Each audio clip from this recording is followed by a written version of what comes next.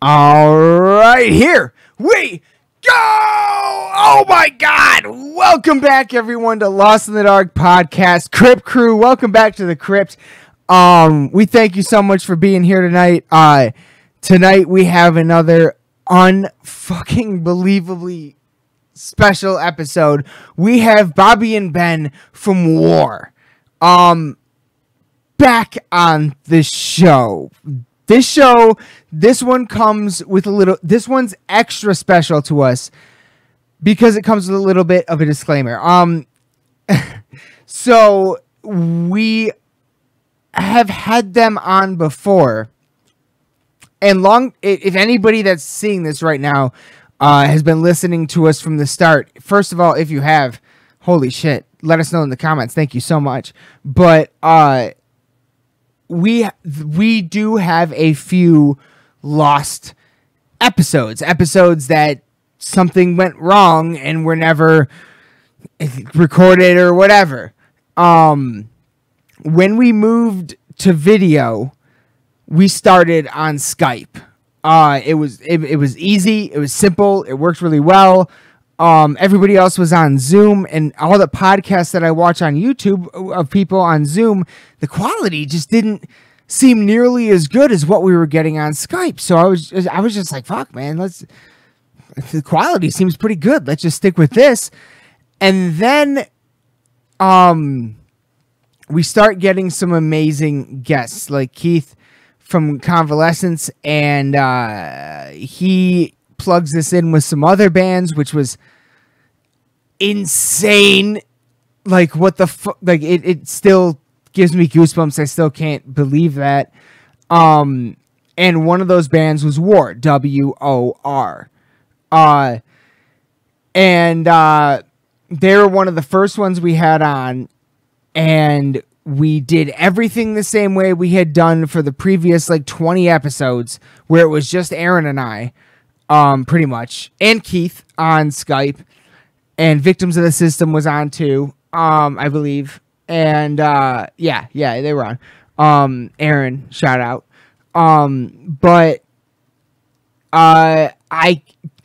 so what ended up happening is, when you record on Skype, sorry, this is a long intro, I'm sorry, but I really wanted to explain the situation, because it's something that really, I'll get to it. So what happens when you record on Skype is it fucking pops up in the chat right away as soon as you end the call. Well, sometimes it takes a minute if it's a long call. Well, Aaron and I sat there for an hour and a half, and it didn't come up. So I was like, don't worry. It was an extra long episode. Let's go out and do something. We went out. I can't remember what we did. Maybe we went, did some rando not locations or something at that point in time. And we came back and it still wasn't there.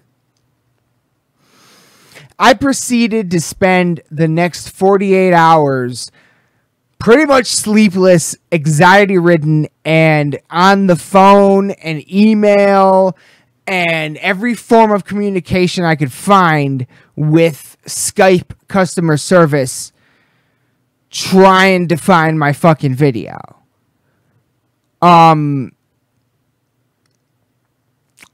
long deliberation, the conclusion they came to me with, which I don't necessarily totally even believe myself, is that at the time that the video would have saved, the system was undergoing some sort of update, and it got lost in the update somehow. They didn't say somehow, but that's what they said, basically. I don't know if I believe that, but that's the explanation that I ended up with. And they said, sorry, there's nothing we can do. It's gone. So then I had to bring that to Ben from WOR, and he was it really meant a lot how unbelievably gracious he was. Like, oh man, it's all good, no worries, we'll come back on. You know how down he was, and all that, man, and like that just meant like I try to be as transparent and honest as I can be on this podcast, and I can't lie to you guys. That fucking terrified me. Like, sending that text was something I never wanted to have to do, is sending that text to anyone. So we lost the episode. You know what I mean? Like, that really, God, it still hits me. And how awesome he was about it, and how he was like, yeah, let's come back on, let's do it. It just meant the fucking world to me. It really did. And then now, fast forward to now, to have them back on the show. We you know, I go over some of the same stuff, but we also divulge into other stuff, especially since it's, you know, I talk to them a lot more recently, since the pandemic had started. You know, we're not this far into the pandemic yet the last time I talked to them. And at that point in time, I also didn't have a physical copy of their album Prisoners, which you should all fucking get and check out. It's phenomenal. And get a physical copy, because the artwork is unfucking believable. But yeah. So I feel like this conversation was definitely an evolution of the last, and arguably probably a little bit better. So I can never, ever, ever thank them enough for being patient like that with us, and coming back on and just fucking killing it, and having, you know, like, I mean, these are some of the coolest guys we've talked to, and I can never thank them enough. I think they do amazing work with their music. I fucking love their album Prisoners. Seriously, it's insane. And the music videos were awesome, and I really think they, yeah. I think we're going to be seeing a lot more Prisoners in the future. Let me put it that, or of WOR in the future. Sorry, of WOR in the future. I was thinking the album, because I had the album cover in my head. Yeah, I think we're going to be seeing a lot more of WOR in the future. I think they're an undeniable. I think they're undeniable. And I think people are going to start to take notice very soon. They really got something real special going on, I feel like. This is a gut feeling I got for this one, for sure. So, yeah, in any case, I just had to explain that situation, because you're going to hear us reference it in the episode. You're going to hear me reference the last time you guys were on, and stuff like that. So I just wanted to make that all make sense. But in any case, be sure to check out all things WOR on all social media, fucking Bandcamp. They got their own website, merch. Get their merch, yo. It's fucking sick. Physical copies are amazing. Totally worth it for the awesome lyrics, the lyric book, and the fucking artwork in that shit. Blew my fucking... It's some of my favorite artwork I've seen this year. Not even fucking around. Some of my favorite artwork I've seen this year. It's unbelievable. So, check all of that out. Follow all things WOR. But without further ado, I introduce Ben and Bobby of WOR! Enjoy the show, everyone. Shooter. There we go. Oh, there we go. I believe we're rolling. All right, everyone. We're back. And we are here with Bobby and Ben from WOR. All the way from Raleigh, North Carolina. What's going on, guys? Thank you so much for joining us again. This is second time you've been on. So yeah, I guess we'll get started. We talked about it in the more recent Dark Reflections about your new album, which came out August 7th. We did, right? Yeah, fucking got it right here, actually. Prisoners, WOR. Check it out, everyone. New album. August 7th, 2020, this album came out. But you guys are, Ben, you formed the band in 2018, right? Yeah, that's correct. Yeah. So for you guys to have a new album out already, that's pretty. And this is the first. Were there any EPs that came before this? No. This is the first time you can hear us anywhere. Hell yeah. Yeah, we dropped 3 singles. Yep. Leading up to the album release in early 2020. Yeah, early 2020, and then dropped the whole album in August. So yeah. And it's phenomenal. For anyone who wants to check it out or whatever, check out the Dark Reflections. And where can people get physical copies of this? In our merch store. Yeah, warband.com. That's probably the best place to get it. WOR, just for everybody else. WOR, yeah. So what? How did the formation of the band come about? And actually, was it your first project ever? Musical project? I was in some bands in high school. Okay. It was nothing ever like serious, it was just buddies getting together like, yeah, we're gonna be the next, Slayer or something. Yeah. And then, but you're in high school and then you graduate and that's the end of that. So I think this is the first project that is very serious, I know Bobby's got a little bit of a different background. This is not your first metal project, right? Oh no, it isn't. I used to be in a metal band, and I used to be like in a metalcore band in high school, and just like with that, I mean, we tried to take it a little bit more serious, just kids with a pipe dream, like we were like, oh, we're gonna be the next this, we're gonna be the next that, did a couple of shows, local shows, and everything, and everybody grew up. That didn't happen. Everybody went their separate ways, and then I started. I didn't know how to play the instruments, so I started rapping because I still wrote. So I started freestyling with a couple of guys, got into the studio. Started doing a couple rap albums, and even I was with a group, and we did we did one project. So this will be like my sixth project, Wow. Actual, actual product. So that the six. How many albums have you been on then? So I got 4 personal ones. Okay. Joint. And then I got one group, a full-length album. And then with my high school band, that was 1 EP, and then Prisoners. So I got 7, 6 albums and 1 EP under my belt. Damn. But that's from a course from being 17 till now. Right. The WOR is the actual first one where it was I actually popped, and it just took off. And I'm like, all right, cool. I know somebody out there listening. Gotta be. Did you find the writing process of it to be pretty different, or could you was there things that you could take from each side of it? Because it's pretty different backgrounds to come from and then to end up in a metal band.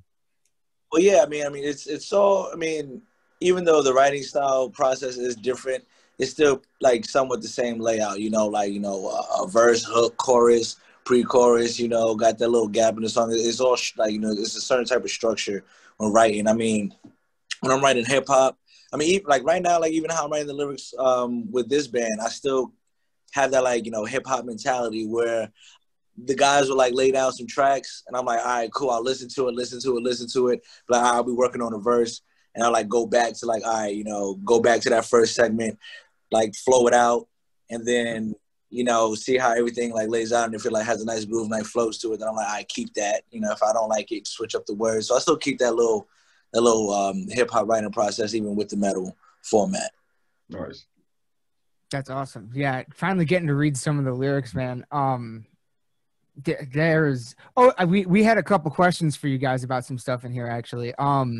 What is the TGSOAT?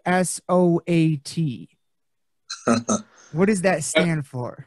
Do you have any guesses or? It's really stupid, actually. I mean,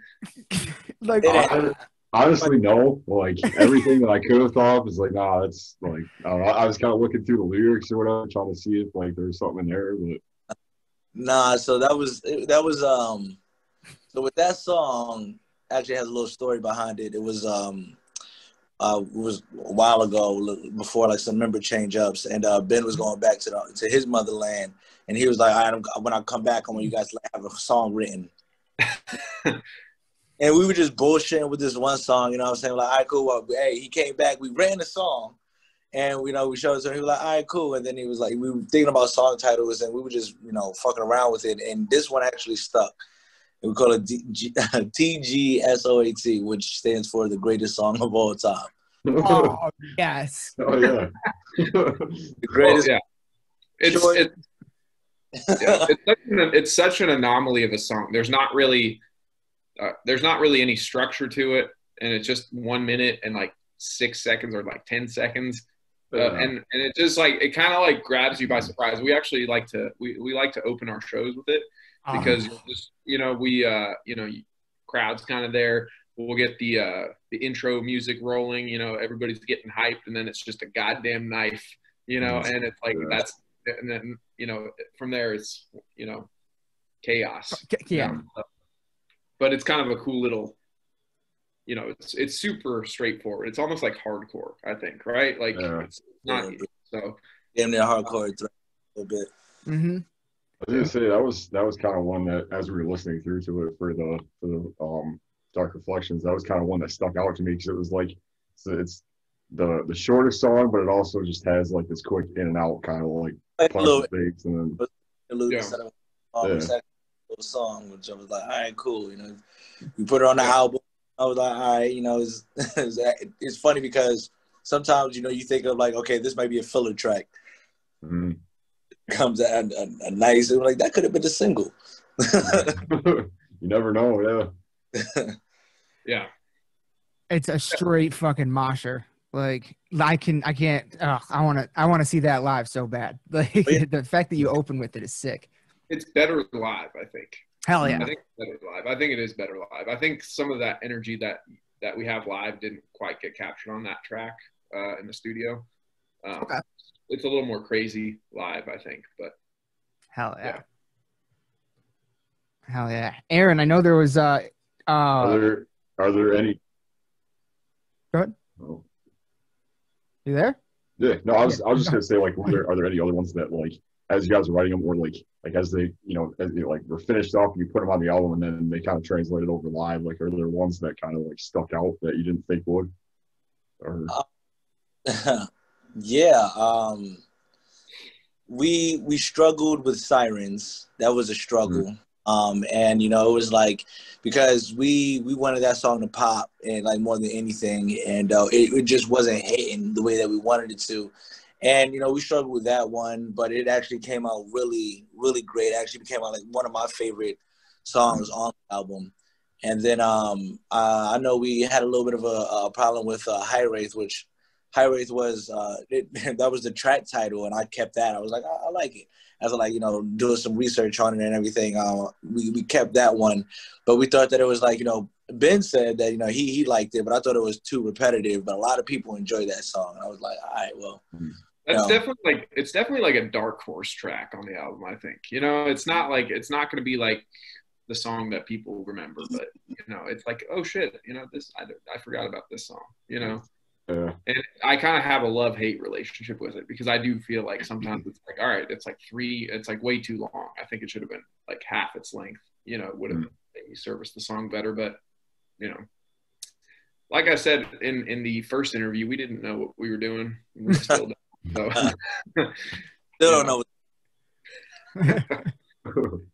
But that's half the fun of it sometimes, though. You don't really know what's gonna hit and what's Right. Yeah. And that's another thing that I remember we talked about the first time was how your experience your experience. What was the experience like recording the album? I remember you saying some very positive things. Yeah, it was very good actually, because we worked at this place called JP Audio Labs. It's in Kernersville, which is like by Greensboro, North Carolina, for people who are familiar with the layout of North Carolina. And we worked with this guy, Joe Potts, and a audio engineer, Sean Singerling. And they gave us a flat rate for the album, which was pretty awesome. So it kind of gave us a lot of flexibility to, try different things and work with different guitar tones, bass tones, drum sounds, all kinds of stuff. And just like work, on, trying different things and seeing what kind of worked for us, whereas for a lot of other bands, like, it's like, hey, clock's ticking, that's money leaving your pocket. You better get it down right now and get out, so it's like rushed in that sense, but we actually had a lot of time to work on it and kind of really mess with a lot of different things until we, got it to the point where, we liked it. If we re-recorded it today, it would sound completely different probably. But, you know, it was a good learning process for us to kind of understand how things work in the studio and, you know, what to do and what not to do. Has it changed the writing process, like the creative side of it going forward with all that, or most definitely. Yeah. Was like, cause now, all right, cool. Like, well, no, like especially with these first couple of songs, it was like, you know, I was still trying to figure out like what direction we wanted to go. But now, since after that, you know, being like, you know, we're figuring out what our sound is and what direction we really want to go in. Still a lot of like open space to like learn and grow, but we think we figured out the foundation with this WOR band. That's awesome. Oh yeah. I did have there's more lyrics I wanted to ask you about actually, Bobby. One of my favorite tracks probably on both sides, musically and lyrically, is that Predator track. Oh yeah, man, that's dope. It's so dope, man. I was curious, like what's that? What was your, you know, what's behind writing those lyrics? Well, you know, since that's your favorite, I'll let you in on a little secret. That song almost didn't make the album. Oh shit! It almost didn't make the album, and I appreciate that you like the lyrics because I had to rewrite that song. It was initially the song was about like about getting high. It was called High Horse, and we changed it completely. We scraped it off or whatever. Like, now it's not gonna happen. And I was like, you know, I had to fight. I fought for it. I told Ben, I said, hey man, I really think we need to have the song on the album. He was like, look man, you know, he said, I don't think we're gonna be able to afford it. I said, I don't care. I said, I'll come out of pocket. And you know, he was like, all right, so they, you know, we kept some of it, you know, the same, but he changed up a lot of like empty spaces. And then after, like, you know, I changed up some of the lyrics and everything and went with a whole different, you know, direction with it. It just popped and it was just good. It was like, all right, you know, and it went from being a song that wasn't going to make the album at all to being our first single. Yeah. So High Horse, as it was called, was this like very sludgy, kind of slow, like not like we were not digging it at all. It was like grungy and like it kind of like dragged on. And I was like, dude, can we like speed it up and like make it a little bit more in your face? You know what I mean? So what we did was we just recorded drums for it, like to this random like scratch track that isn't what it is now. So we recorded the drums and then we wrote the rest of the riffs in the studio, kind of like improvised it almost. And, you know, the audio engineer was like, oh God, here we go. Fucking improvising. Yeah, no, it was awesome. And it kind of like has a lot more energy. It's like really like the riff is in your face and the vocals are in your face. And it's kind of like, you know, it gets up in your face, I guess, which is, you know, and where the earlier version of the song was like, you know, it's like, all right, here we go. This is for my stoners, you know, like, you know. Yeah. So Bobby did fight for that one. It definitely, I think most of the band was like, let's just, you know, cut that one out. But in retrospect, I'm glad that it made the album and, you know, kind of found new life. Yeah, and new meaning. Yeah. That's kind of like that. It's that one and Caged, I think, was the other single that I really like. I found myself going back to that one quite a bit, especially because it just has like a 5-1-2 like Lamb of God kind of feel to it. Right. Like, that's interesting that you say that. You know, because I always like thought it was more like, you know, like 5-1-2's got this kind of, I don't know. I always thought it was more like Walk With Me and Helly kind of, you know. Okay. Yeah. I can see that. Yeah, but yeah. And that was actually like the last song we wrote on the album. So it was like that was the last song we wrote, yeah. If we would have put like each song how we've written it, like, you know, from what was the first song we written to the last song we written, Cage would have been the last song on the album. But we don't think that it would have sonically hit. But you would have noticed a shift in like our writing style if we would have done that. But, you know, being how we did it, you know, it's you know, with all the conglomerate of songs and styles, it's like, all right, cool, it's all good throughout because it's not the same. Yeah. So one thing that we've been very like adamant on is the fact that we are going to just do what we want to do creatively. You know what I mean? There isn't like, you know, a WOR sound really. I mean, there is a WOR sound, but there's not really like a formula for how a song should sound. Like, so, you know, we are influenced by so many different things from, you know, ranging from, you know, traditional classic metal to, you know, death metal to metalcore to thrash metal to hardcore to rap, you know, and all kind and punk and all kinds of other things. And we just, you know, kind of like use different elements from those things and throw them into songs. So like, you know, you'll have a song like Kill You, which is straight thrash, and then it's got like a breakdown at the end.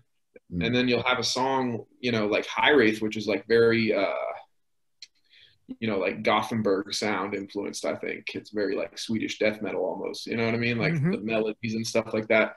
Yeah. So we just mix it all together, you know, and there's not really, you know, we kind of like want to present the unexpected, you know, just when people think they've figured it out, we'll take a right or a left turn and, you know, kind of change it up on you. So, yeah, that's definitely something I noticed a bit, just as far as like the overall feeling of, because each of the songs kind of have their own space. And then like, there's some that kind of stick out and some that seem a little more like, kind of like a bit more of the focus sound that you guys are going for. Yeah. Like kind of like throughout the, like there's certain songs that stick out that kind of like the, you know, Caged and I think High Wraith was definitely one that stuck out to me. I don't know, like as we were listening through to it, that one like being the set, because I usually listen to like the last couple of songs on it, like first, because like I like a good like beginning, middle, and end kind of feel to a record, and I feel like the last half of the record should like end on a bigger, you know, like a high note to me. And I feel like those, you know, those songs definitely capture that and kind of like move it into this spot where it could like, this is like, could be the, you know, the next evolution of the sound to me. So it's cool to hear that in each of the songs. Yeah. Yeah. I at least when I'm writing riffs and songs for myself, I can't speak for the other guys in the band, but I like groovy shit. You know what I mean? Like finding some kind of groove, something that's going to get your head bobbing or get my head bobbing. You know, so that's to me the main thing. But then if we can like incorporate some sort of melody into that groove, that's always a plus. And then, you know, throwing a nasty breakdown, I think that's a pretty solid recipe, you know, but there isn't really a recipe. It's like, we need these ingredients to make a WOR song. It's kind of like, whatever, you know, today we're feeling like writing a freaking deathcore song. We'll do that. And tomorrow we're going to write some classical music. You know, we're just, we're just doing what we feel like doing. And, you know, and that's a great thing that you guys said on the everybody definitely make sure you check out WOR's YouTube page, because you guys' YouTube page is phenomenal. And when you were doing the quarantine videos where Bobby was going around to everybody's checking up on everybody, those were awesome videos. And it might have been the one with you two, I can't remember for sure, but at some point I think, Bobby, you said it you know, WOR like it sounds familiar but new. It's like you guys do such a great job of marrying so many different sounds where it's like, oh yeah, I recognize this, but it sounds completely different still than the thing it kind of recognize it from. Like, right. Yeah. Well, especially because, you know, it's a whole bunch of people coming from a whole bunch of musical backgrounds. But you're going to get, you know, it's going to sound like a jam session. And if you could jam with the right people, it just all, you know, comes together and it sounds beautiful. And it's like, all right, cool. Turn on the record, you know, let's just go. And that I'm from like that whole background of like freestyling and stuff. So if it's like, and that's how I come up with how I'm going to write the songs. Like first I'll freestyle over it, freestyling and screams and growls. And I'm like, all right, cool. That's the flow I'm going to use. Now I just got to put words to it. Oh, that's awesome. Oh yeah. So yeah, it's pretty cool how we all like, you know, get together and create music, you know, and I enjoy that, you know, being that I, you know, can't, you know, like use any instruments or play any instruments. You know, these guys always be like, hey man, like your voice is an instrument and everything, whatever, which encourages me to be like, try like different styles and you know, ranges of how I could use my vocal. Nice. Yeah. If oh, go ahead, Aaron. I was gonna say it's always cool when that's like when everybody's got completely different perspectives on things, and like your main idea that you're like dad said on could be changed 20 different ways because you're working with so many different ideas and people that come from different backgrounds. So that's it's really cool when that comes across. So yeah, I mean that's why it's gonna sound familiar to you, but it's gonna be like what like who is like our main goal is to be like if you ever hear us on like we want you to be like who is that exactly like, thought and now you know. Yeah. Any of anyone currently alive, if you could pick one, if for both of you, if you could pick one musician to work with, who would it be? One musician or band. What do you mean work with? Like do a song. Yeah, okay. Like do a track. Do a collaboration with it? With WOR or like yeah. Okay. Ooh, that's tough, man. Okay. If I could work with like at least one person, I'll probably have to say I would want to work with Eminem. I would really like that would be somebody I would be like I get in the studio with, because like I like his thought process and mentality of how treating, music like a job. Like, you wake up at 8 o'clock, you take lunch at 12 and then you go back into the studio at like 1 and then you finish the day off at 5. It's like he treats it like it's a work day. And I'm like, I want to get to that point where I could treat music like it's a work day and, wake up and that's just all I do. So I'm like, if I could pick his brain or, just see how he gets into it. Because now it's like you're just in the studio now just to break records. You already made the hit. So now you're just breaking records. So you're already on top tier mode. What can I do? What can I take from that to be a better artist, be a better musician? Interesting. Oh yeah. Do a metal song with Eminem, that'd be sick. Oh yeah. If I'm working with him, I know other people in there like Tech Nine and stuff like that going to be in there. So like, all right, cool. Tech does have like metal stuff. Mm-hmm. That's awesome. Yeah, I've always been a big strange music fan, I guess, of just any of that era, like Tech Nine, anybody that's on there. So yes, and like that would be somebody I would want to work with too, because that'd be cool. He's from where like my family's from, so it's like Kansas and everything. I'm like, oh okay, yeah, that's cool, and he got like the new Juggalos. He took that fan base and he made it his. So I'm like, yeah. I can't even be mad at that. Ben, you been thinking? Do I have one? Oh man, it's tough. Yeah, it's really tough. I'd probably say maybe like Dimebag or something like that. I feel like because I was thinking about it, and I was thinking about this last week because Eddie Van Halen died. Yeah. Right. Yeah. And what kind of got me excited about, like, what spoke to me about Eddie Van Halen was that he was so unique. You know what I mean? Before Eddie Van Halen, there was nobody like that. He completely reinvented the way guitar was played. Mm-hmm. I think Dimebag was kind of like somebody like that also. You know what I mean? I agree. But, in a world of copycats, where everybody's kind of their influences, and we're guilty of that sometimes as well. There's a few people who are completely unique and like reinvent the way the instrument is played. So I think for me, Dimebag is a big, I'm curious what he would have done. Would he still be around? You know what I mean? Like what he would still be doing. Right. So that'd probably be it. But there's so many people, it's just like that speak to you and, Let the record show that there is no guitarist alive that work with. No. You know what? If they're alive, I'll hit them up. We'll call them up or something, and we'll make it happen. For sure. Are you big? One of the things I love about you guys got 3 videos out, right? Yes, sir. Yeah, and I think in 2 of them, Ben, are you using a Jackson RR3, Randy Rhoads guitar? I am. Yeah. Oh, dude, those are my favorite guitars. I love Randy Rhoads. Randy Rhoads is awesome. Yeah. Yeah. Yeah. He's a phenomenal player also. I mean, that's another guy, one of a kind. Like the stuff he played was just, insane, and like way ahead of its time.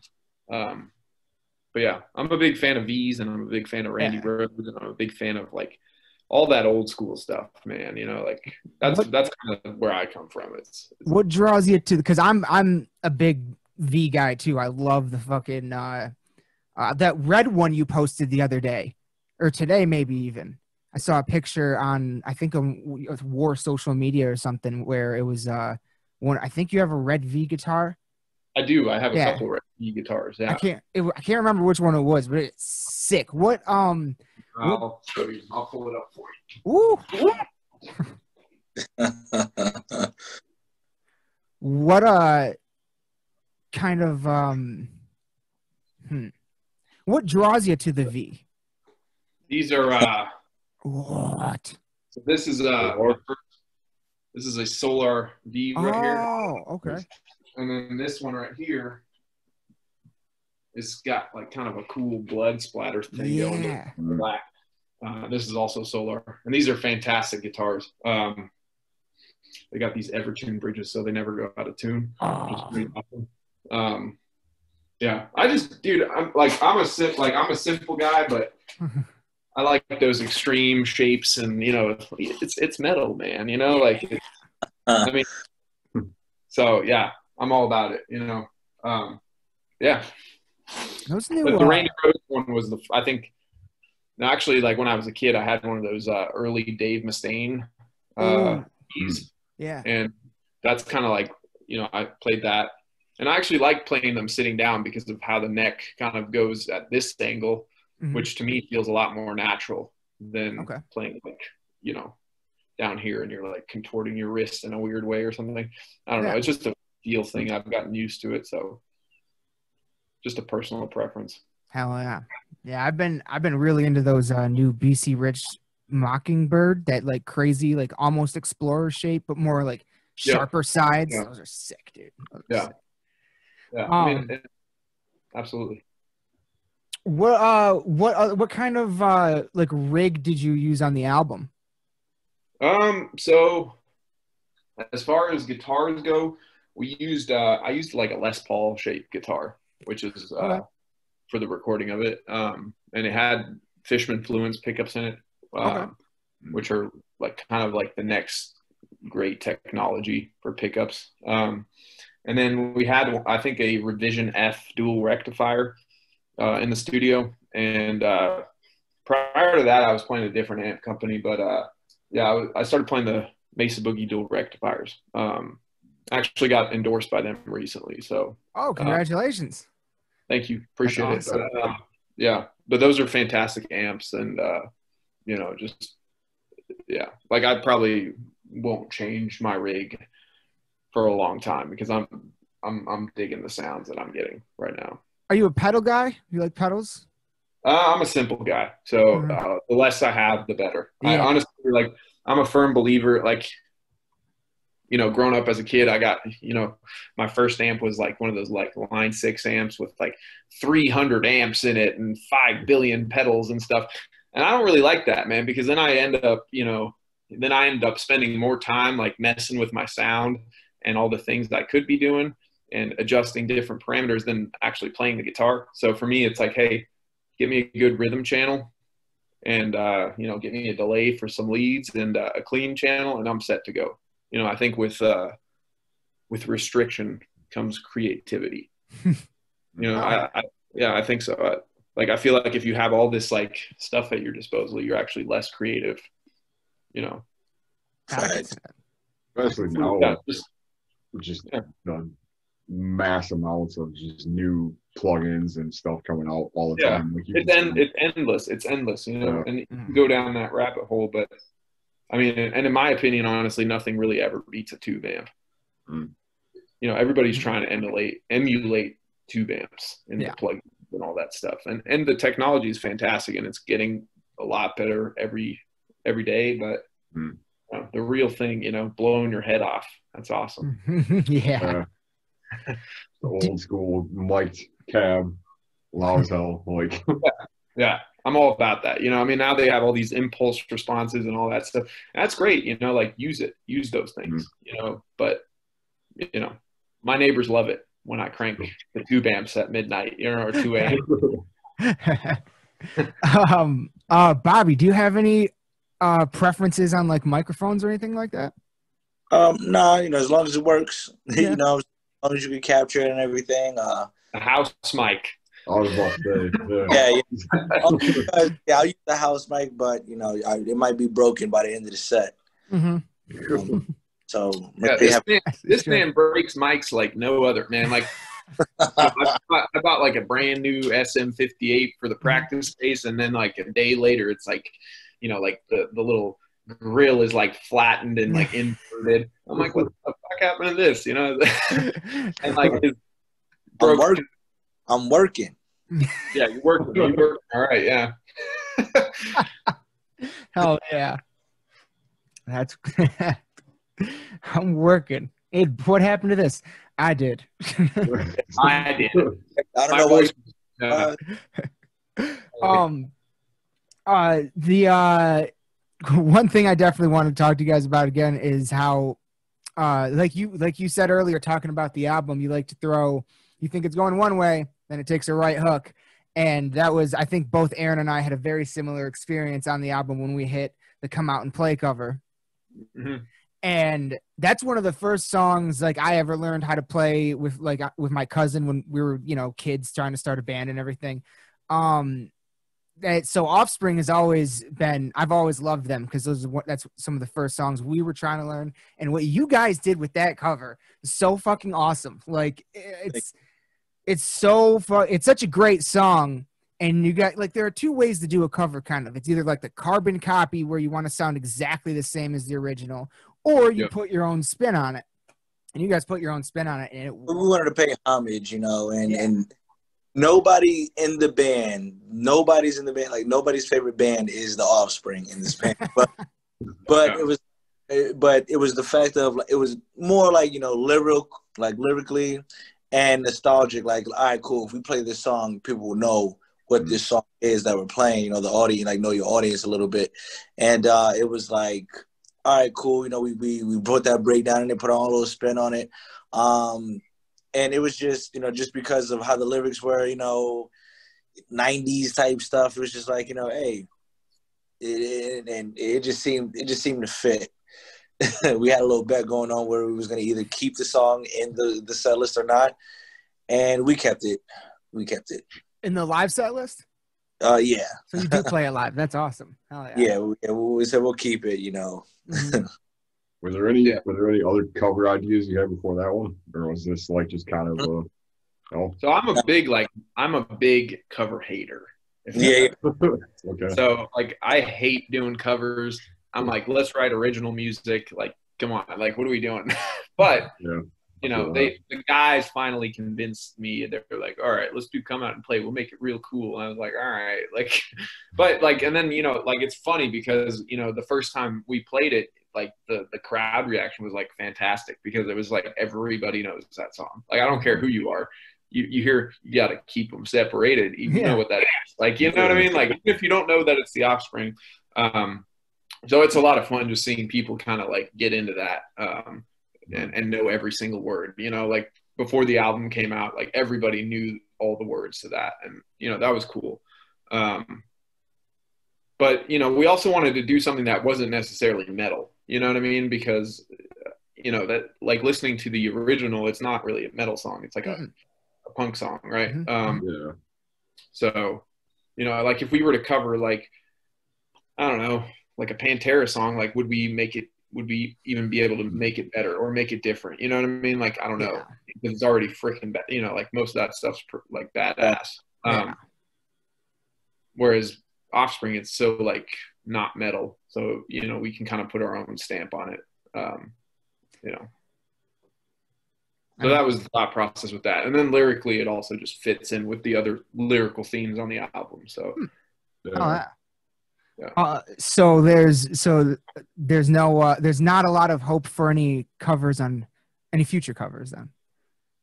Not anytime soon. Yeah. Most I used to like MC, for a cover band, and I hated it.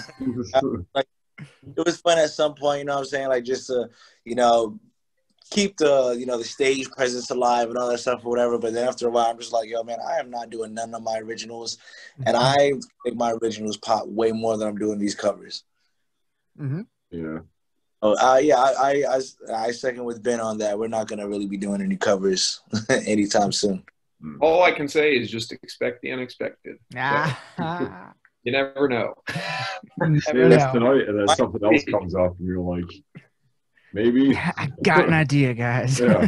We'll see. Yeah, I'm like, I mean, maybe now we're saying that, but you know, maybe 2 months down, that's perfect for this next. I don't know. We'll see. Not ruling it out, but also like, you know, right now we're in this space where like we want to write a full album of originals. So you're working on a follow-up to Prisoners already. Oh yeah, we actually like we were in the studio. We were already writing for the second album. When this came out. Oh yeah. Yeah, when we were recording, we already we never really stopped writing. Like you know, I'm a firm believer in just like music is kind of gifted to you at a certain point or whatever. You know what I mean? Like at some point you just are gifted with this idea or this riff or a drum beat or lyrics or something like that. So, you know, whenever I feel like, hey, you know, this is a cool riff, I'll kind of like save it away in whatever, like an audio file or something. And then for later, and then eventually we'll kind of piece riffs together and stuff like that. But, you know, try not to forcing, like, I don't ever want to be in a position where it's like, hey, you've got 3 months to make a record. And it's like, oh shit, like now we're forcing everything and it's not really the stuff we want to be making. So. Yeah, absolutely. So how far into the next album writing process wise are you?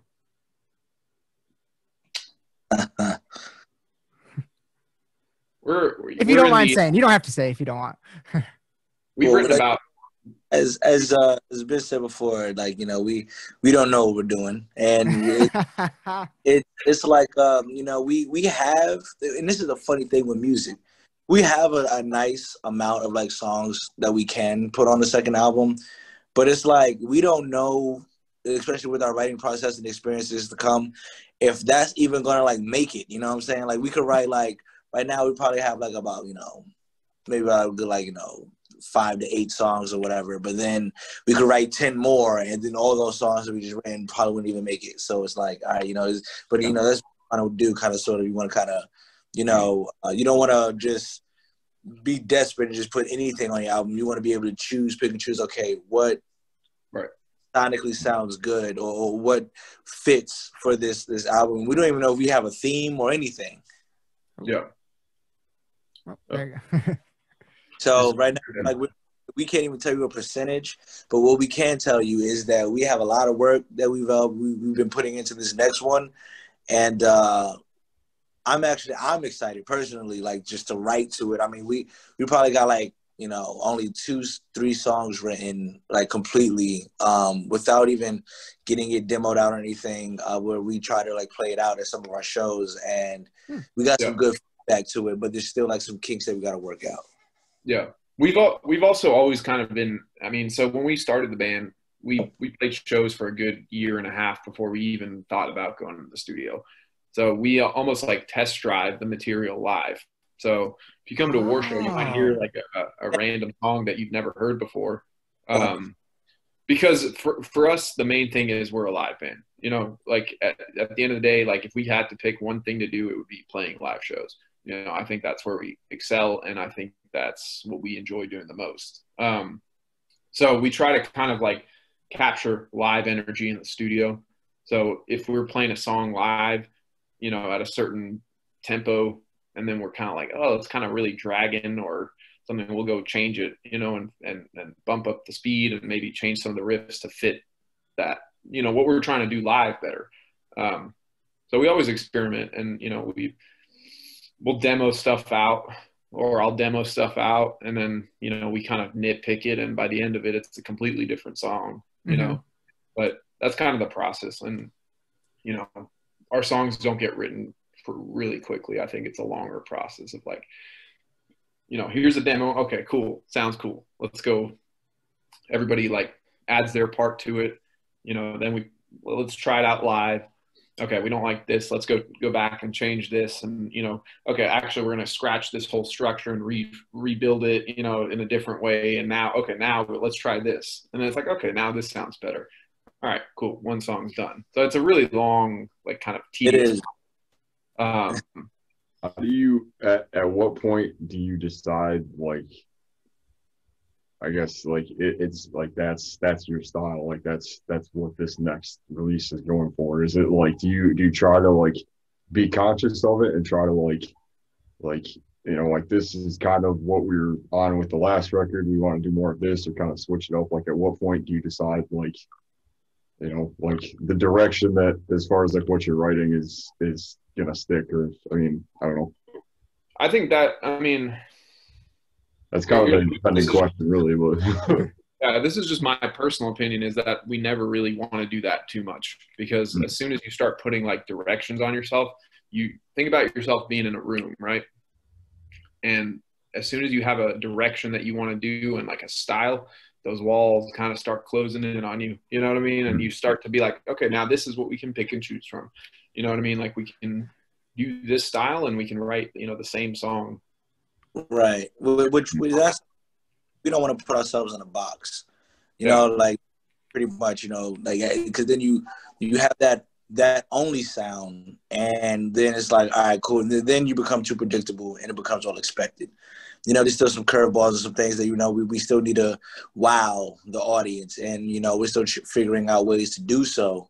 And even with that, growing as musicians and artists ourselves, is like, we still have a lot to learn and a lot to grow. And this second album will show that. Like, that's what, I think that's what we want this second album to, like, do, just to show you guys, okay, everybody who did enjoy the first album, we want to show you how we've grown. And also, like, how, like, it's not like technical or anything, but it's like we've sat on that album so long, it's like we're like just itching just to give, like, well, to give y'all some new material, and just to show y'all, like, okay, this is, like, we got better. We recorded this album in, when did we record this? Like summer of 2019 or something. Yeah. Oh, wow. Yeah, we recorded in the summer of 2019, and what happened was the record label wanted to do a little bit more of an extensive rollout with it. They're like, so initially it was scheduled for a January 3rd, 2020 release. We ended up releasing our first single that day, you know what I mean? So that we could kind of build more hype around the record. But so we sat on the record for a year, and it's like, like a year later, like, we're all constantly, like, practicing and working on our craft. So, it's like sometimes frustrating to hear, like, hey, this is the stuff we were doing when we first started out, and, like, we're at a much more developed point now, a year later, that it's almost like listening to some of the songs sometimes is like, okay, well, we could do so much better now, and it's a little frustrating, but at the same time, it's also, we're proud of how far we've come. You guys just don't know it yet. You know what I mean? Like, you'll see on the second album, but, during COVID, for example, I started taking guitar lessons to kind of understand music theory a little bit better, and, just like pick up new techniques and improve as a player, and I know Bobby's, are you doing vocal lessons? Well, we talked about it, but the way my pockets are set up, I can't really, at the moment, I'm quarantined and COVID, and the election. It's all on my pocket. Yeah, but everybody's working on themselves a little bit, and just working on becoming better musicians, working on becoming better songwriters and all that stuff. And like, we're using this time to be, to get better. And I think it'll really show on the next record. But yeah, so it's just it's a growth process. And so I think that this record is a good representation of where we were as a band in the summer of 2019. You know what I mean? Yeah. And I think the next record will be a good representation of a different period of time in our career. And I think that's what it is. Music is just how a band is in a certain period of time. Yeah. Right now, I mean, even like, if me, like, either trying to work craft or not, I mean, America has given me so much to write about. It's practically a gift. Like, it's like, well, thank you guys are making my job even easier. You know, because I like to talk about real life world issues, and it's like, you motherfuckers are just giving it to me. And I'm like, well, What was, to me, sorry, what was that? so I know what I'm writing about. Oh, yeah. I was gonna say like that's kind of the thing, is trying to figure out like taking all of that inspiration and all of that, like everything that you're seeing, and trying to figure out like, what does that sound like to me? Like, what is that? You know, that's kind of just something I've been kind of going back and forth about, is trying to figure out, like, there's all these different ideas and stuff, but it's like, what does this sound like to me? Like, what is, you know, I think that's it's cool to be able to put that kind of, you know, that, like, you know, I guess, like, look at the world and like just like outwardly things, and then put it into the sound, and really kind of make it your own stuff. So that's that's big. I'm really looking forward to hearing you guys as far as like the next release and the next, you know. Oh, same. But now, you know, listen to this shit. You know, The Prisoners is definitely something I feel like gives us a good introduction to like who we are, band. You know, like it's a good footprint for us to start out with, to let y'all know like we here. Mm-hmm. I have never heard of any no band that I've ever heard that I'm aware of writes the way you write.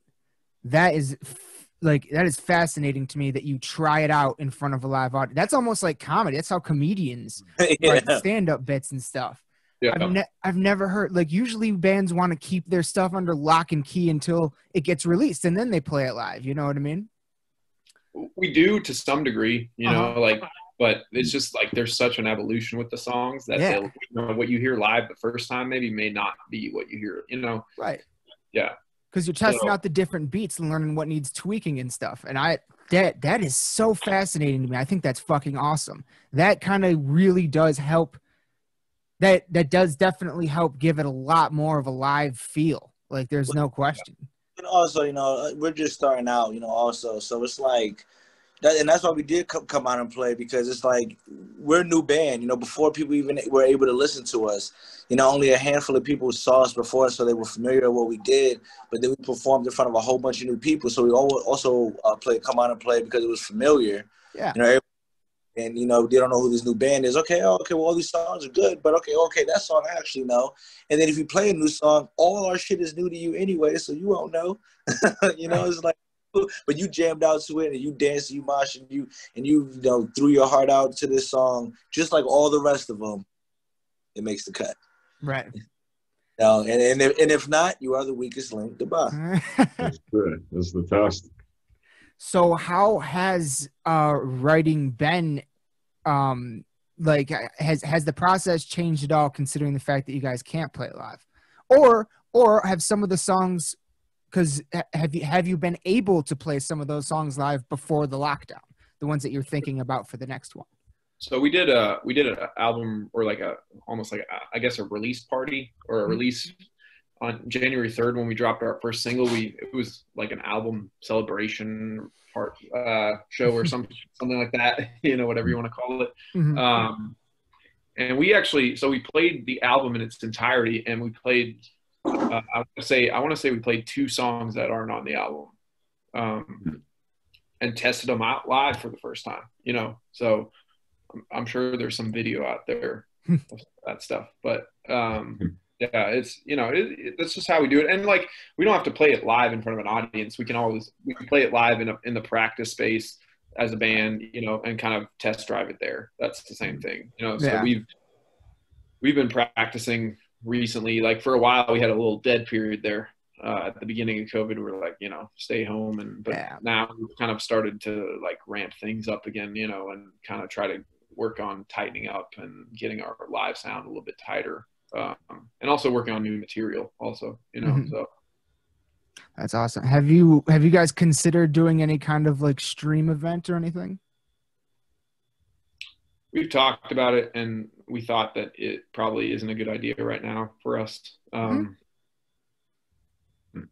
You know, it's just not really, you know, like for me, like, I've watched some of these stream events, and it works for some bands. Like, so like a band like Lamb of God did, they did the live stream, and they played their whole album through. And you know, that's great. They have a massive following, you know, and they can actually profit off of that. Whereas a band like us, it might almost be detrimental to us, you know, for us to put that on the internet, you know what I mean? Because at the end of the day, we kind of want people to come to our live shows, you know, and experience that. Because I still think that going to a live show is a completely different experience than watching a live show on your computer or TV. You know what I mean? No question.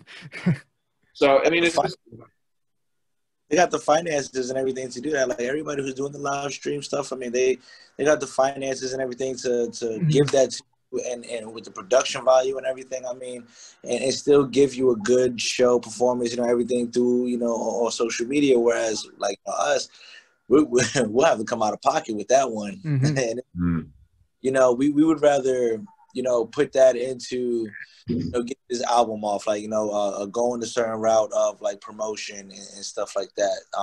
Not saying that the live streams don't work, but for us, we rather, you know, us put this in lab, you enjoy it, and then you like it, y'all like right now, like y'all want to come to these shows, y'all see the music videos, y'all see the stuff.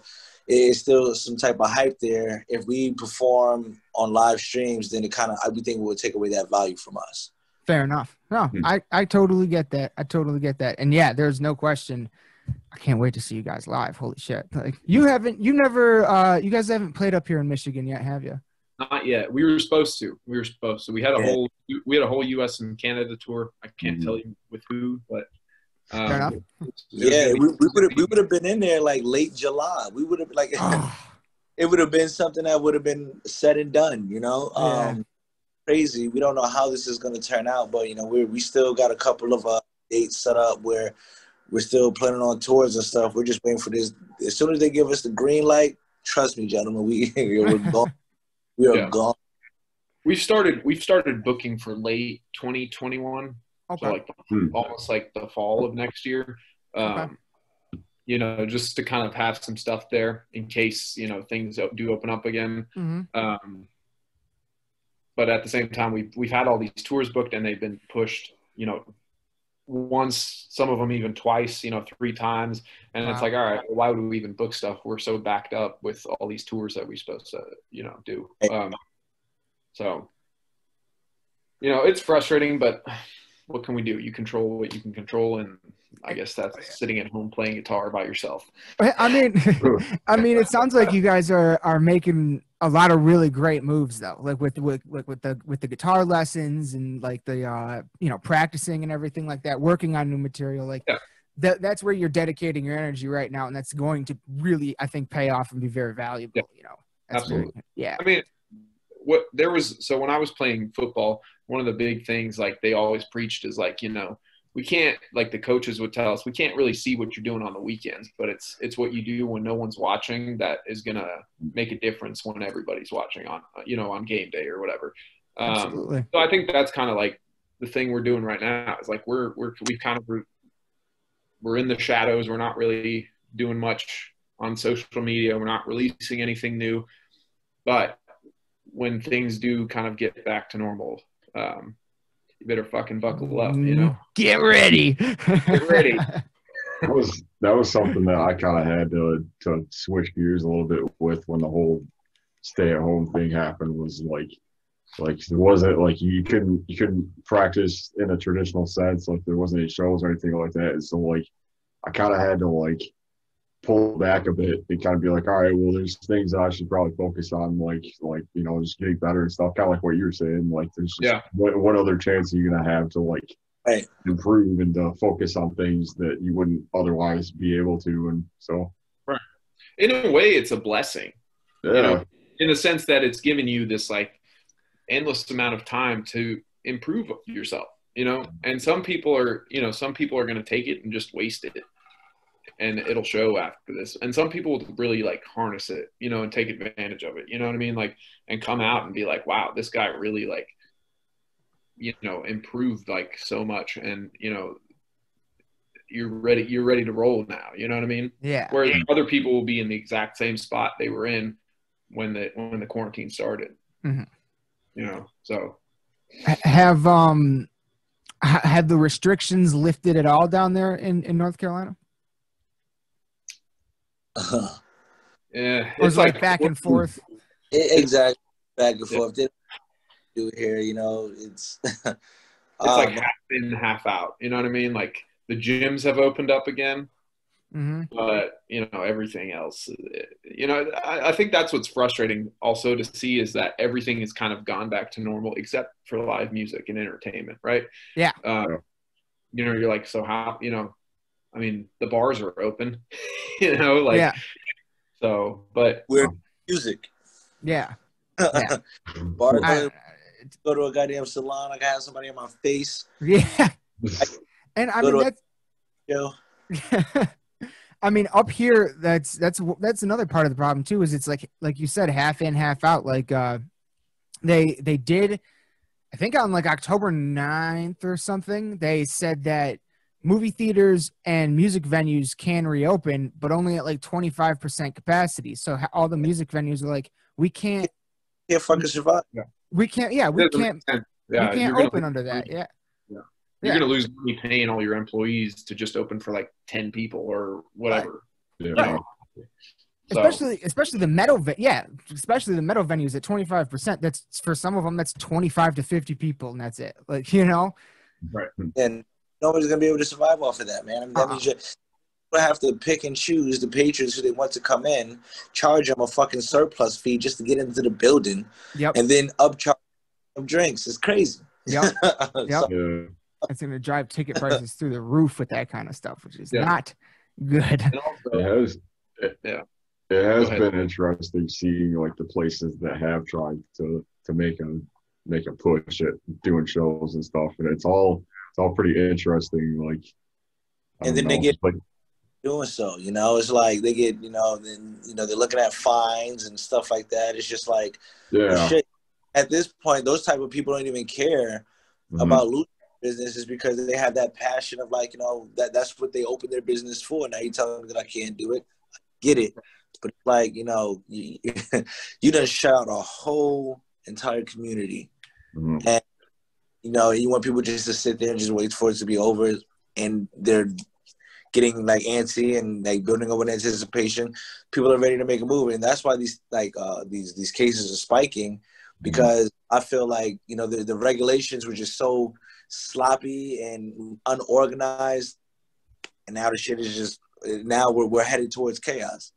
It's been, the problem with this virus is that it's become politicized. Yep. And that, you know, regardless of what side you're on, you're like, you know, to the death, I'm going to stick with these folks. You know what I mean? And it's not about like the well-being of our country. So we have to kind of like, I think as a nation, we got to, you know, decide, like, what are we doing? You know, are we just going to, you know, fuck it and get back to normal? Or do we want to quarantine and do it for real? You know, because otherwise we better get used to like living with this pandemic, because it's kind of going to be, it's going to be a long drawn out thing that can continue until there's an effective vaccine, you know? So yeah, it's a little frustrating. I'll be real. You know? That's pretty much our only two options. Right. Yeah. WOR for president, everybody. No, you don't want any of that stuff. You don't want any of that, man. Like, I don't think anybody wants that job right now. That's very true. Yeah, it is rough, and I just hope the best. I hope the best for everybody, especially the people in the music venues and stuff. That I just hope they don't all fucking close, because that's fucking home base. That's fucking church for us. You know what I mean? For metal friends who music venues and you know they provide that type of service, and they hurting right now, and you know it's sad to see them going through that, because now they're doing shit. You know that, you know, they work so hard for these certain positions. It's so hard like to like be and what they've learned, and they get excited about doing all these shows and stuff. Can't even do it anymore, and now they bagging groceries and like Food Line just so that way they can pay rent, and they're like, then that's all they can do is hope. Yeah, and they don't even this shit's gonna happen again. Yeah. Have you guys heard of the work? You know, get your money, boo boo. But it's just, you know, it ain't. It ain't. Yeah. Right. Have you guys heard of Save Our Stages? I have, yeah. Yeah, shout out, huge plug to them. Look, go to saveourstages.com because yeah, that's really, fingers crossed that gets that gets passed. Like I did hear, it's different every goddamn day, but recently I heard that it was a part of the next stimulus is like that the save our stages shit was in there. So Yeah. Give it to them, man. Give it to them. Yeah. Everybody Yes. Bullshit. Give it to them. At least it'll keep establishments intact. Yeah. Mm-hmm. Very much. Yeah. Absolutely. I think it'll be very interesting to see the state of the music industry and the live music industry when things do return to normal. Because I don't think it's going to be anything similar to what it was before. You know what I mean? Yeah. Like, you know, because the industry has lost so much money also. Yeah. You know, like trying to just get through the pandemic. So it's like, where is this money going to come from? It's probably going to be the artists. You know? It doesn't have to before. Every exposure is definitely going to be a currency. Artists, we're having you perform before. Okay, you need to get those people. It's only gonna, you're only going to be able to make money off of merch, man. Yeah. Which is kind of where it was headed, really.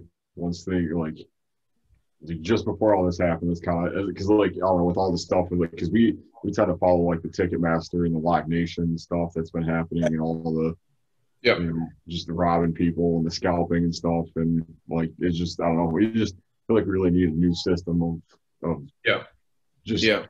not only for like ticket sales and just for like you know just finance in general but like I don't know, just like, you know, like social media stuff and just like a different platform for artists to actually profit and like get, you know. Yeah. But, I know, I know you're in a band, so I'm sure you kind of have been kept up to date with like what Facebook's been doing recently about like banning live streaming and music and stuff. And it's like, all right, well, you know, like to me, Facebook, the last positive thing about Facebook was seeing bands do stuff, you know, positive stuff. Now it's like, why am I even on there? Because it's just people complaining and, you know, arguing. And it's like, all right, well, you know, it's my app now. So, I could not believe that when I saw that article. Facebook was banning. Are you fucking kidding me? Like, what? Why? Like, I never figured out why. Nobody's making any money off of a live stream on Facebook. I think that's what it is that nobody's making any money. Facebook's not making any money. So. You might have got me there. Yeah. That might be it, actually. God damn. So early, like, did you guys are you guys both from North Carolina? I think you said you weren't. You're from Kansas, didn't you say, Bobby? No. Not Kansas. Sorry. My grandfather and my dad, like they're from Kansas, but I'm from the Bronx, so I was born and raised. York. I've been there for 18 years, and I moved down here for my like last year of like high school, and then that's when when I moved down to Raleigh, I pretty much just stayed. You know what I'm saying? Because after that, like you know, I grew up in the Bronx. You know, I was born and raised there, but I like actually like created my whole foundation here in Raleigh. So then I just stayed here and everything. That's when I really started my music career from. Like the end of my end of high school, then went into rap like when I was 19, and then I just got with like WOR like last February? No, not like February before last. So yeah. But Ben, he from all over. From everywhere. Yeah. So I was born in Boston, Massachusetts. Oh wow. But never lived there. I just was born there. My parents are Swiss, so I grew up in Zurich, Switzerland. Yeah. So that's where that Swedish melodic death metal influence comes from. Hell yeah. Yeah, but Swiss and Sweden are something completely different. Oh really? Yeah, so Sweden is in Scandinavia. Switzerland is next to Germany. It's like in between France and Italy. So yeah. But there's some badass metal bands from Switzerland as well. If you've ever heard like Celtic Frost or anything that in Switzerland, and there's this folk metal band. It's called LITD. I've seen them. Yep. Yeah, they're badass. Yeah. They're from Switzerland, and I don't know. There's some other bands like Corner and all that stuff. There's a lot of cool Swiss bands, but you got to kind of like go down the rabbit hole. Yeah. But yeah. So anyway, but I grew up in Switzerland for a little while, and then we relocated to Los Angeles, and then I went to like high school over there, and then I came to college in North Carolina and met these dudes. So. So that's what brought you to North Carolina, was going playing football with the college? Yeah. So I got recruited to go play football at NC State. And that was kind of like a different lifetime. I was like 300 pounds almost, playing offensive line, throwing people around, but and metal was kind of something that I was always kind of going in hand with that. Like, I would always like play guitar to kind of get away from like, hey, like wake up at 4 a.m. and go like lift weights and hit people. And that was, it was awesome. Like, don't get me wrong, but it does get frustrating to kind of wake up all the time early and stuff. So, playing guitar, that was like something chill. And, then I, like my senior year, I started thinking about like, hey, I'm going to try to find some people to jam with. So I went the old Craigslist route and No way. blasting everybody on Facebook that I knew. Is like, hey, you guys know any drummers and any freaking vocalists and stuff? And met some people, met our original drummer Jeremy, and then we got some other guys in the band, and and then he moved up to Virginia. I mean, we've had so many damn lineup changes, but. I think now we finally have 5 guys who are like in it for the right reasons and kind of the same goal. And, it's been awesome. It's been a short journey, but it's been an awesome one so far. So I'm excited for what the future holds. Yeah, dude, that's an awesome story. All the way from across the world, and they ended up in North Carolina starting a badass metal band. That's fucking sick, dude. What are the chances? Right? Right? That's fantastic. You went from smashing people to writing music that other people can smash each other to. Exactly. Yeah. Exactly. Yeah. And it was funny because so I used to, when we first started out, I would bring all my football player buddies to the shows, and those were some of the most brutal mosh pits. And, like we had some like massive humans in those pits, just like murdering each other. And then you had like the metalheads there who were like, "What the fuck, man?" I'm like, "What is going on, dude? Like, who are these like?" Especially at home, there's gonna be some NC State football players there, and. We're calling all true moshers. You need to come out, because there's gonna be some big guys in there. And the thing I love about it is that even though these guys are huge, you can see the little guy in there. I'm like, you got heart, kid. You got heart. Oh yeah. He's still going toe to toe with the Giants. That's awesome. Yeah. But that's what I love about metal, man, is, like you go, it's hard in the pit, man. And, you get a bloody nose or whatever, break some ribs. But at the end, everybody picks everybody up, man. Yep. And it's generally for the right reasons. There's probably going to be that one guy who's out there to just fucking kill everybody, but crowd killer. Most of the time it's for good reason. It's like, that shit under control, man. Like we point that much out, I try to get him like under control whenever I can, but sometimes, especially up north, man, it's hard to do. What's the craziest thing you guys have ever seen at a war show? Like craziest live experience. Like what it like good crazy, neutral crazy, evil crazy. Like where are we going? I'd say good crazy. Good crazy. Good crazy? All right, take it. I don't know. You take it. I don't know what you're. Oh, you don't know where I was going with that. Okay. Hey, good crazy. I don't know. So this was like the show we actually did with David, the January 3rd show, and while we were playing like one of our other songs, this one chick threw her bra up on stage. Excuse me. Whatever. we were filming the show and everything, whatever. I missed it. I didn't see it at all. But then I link up with the guy who like filmed the show and everything, whatever. I'm like, hey, yeah, we got brawls on stage, whatever, whatever. That was cool. He was like, yeah, man, we got this girl flashing the camera on tape, and I'm like, what? He's like, yeah, and everybody in the band saw it but me.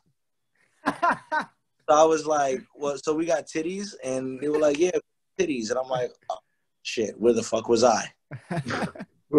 You missed the first ones. God damn it. No, and it was because it was a whole joke about it. Like, like if we were going to continue a song or keep a song. And you just it was actually an argument about the cover. It was like, hey, if we get some of this, then we'll keep the cover in the set. And then lo and behold. We were totally joking, we was like, being like, stupid about it. And then it happened, and we like, well, damn, now we got to keep the cover in the live set. Like, yeah, and I actually remember. This was our first show with our guitarist David, our current guitarist, and this chick threw her bra at David, and he was like in the middle of a solo, and he kind of got thrown off by it. There's like a video of him, like kind of getting like messing up the solo real quick, like what the fuck, like. And then like it was pretty funny, man, and that was this year too. And it, it's kind of like, wow, we started the year off so good, and it's just been downhill since. But that's great. At least you got that this year, though. At least you got that. Yeah, that's what we got. And it would have been so great, like, to continue that, because like that was just the build up. You know what I'm saying? Like. Mm-hmm. We would have went on tour, been able to promote the album all across America, which would have been great. And then, come home for a little bit, and then work on the next album. But now it's just like we were forced to write this next one. And it was like, all those experiences and everything. But hopefully in 2021, we could come out there and do everything and, come back out strong. Yeah.